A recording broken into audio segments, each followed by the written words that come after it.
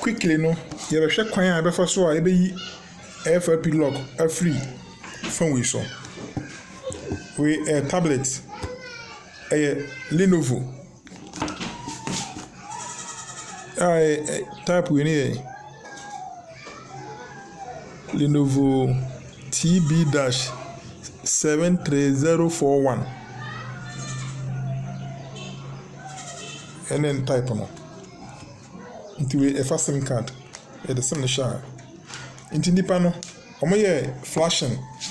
omo we send the phone na into phone no ntimi su biem e bisa for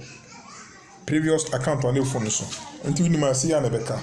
into ye hwe kwan ya befa so a ye be ba pass sa account to your free so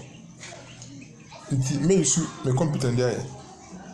nti yenko computer so na yenko hwe na kai say side me we ni be use me use laptop 100 cable because 500 charger we MTK phone me use MTK drivers na me use mrake crack nti yenko computer so na yenko hwe enti dedi kan no yebe start ye DFA no the DFA ni lenovo TB-7304i nti what the man so to so a right click now about extract see I start here we and na beto ha no nti enie nti ubi ma won say DFA no edem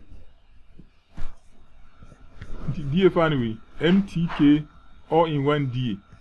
Okay, inti yen load DFA na enhye miracle num enti sa enye yi. Inti yen mi miracle box no. Inti we na miracle box no. Se no load DFA na abekọ custom settings. No ba DFA. Esi am DFA na wan e dey our desktop. Na ya call desktop. And ye lenovo TB-7304i boss me no emu bia sign boss me ni biem esei DFA na load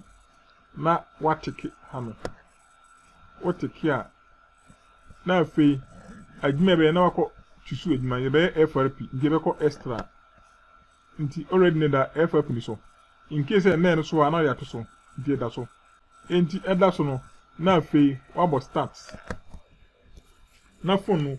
make sure say phone no wadumani na afei fa cable no ehim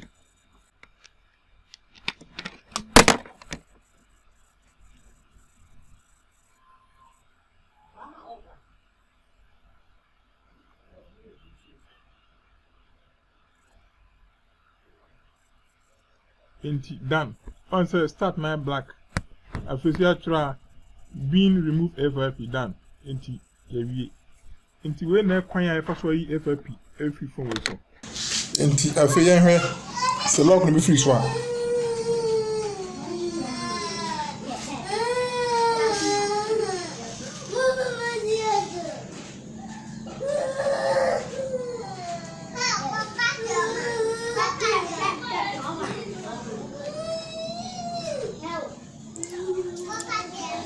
was initial no na unya access to some information we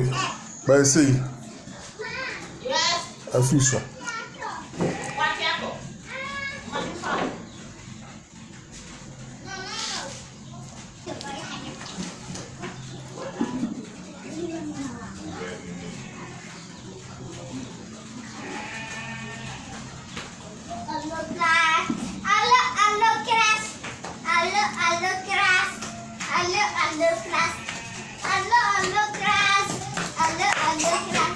enti eno anu ya wie phone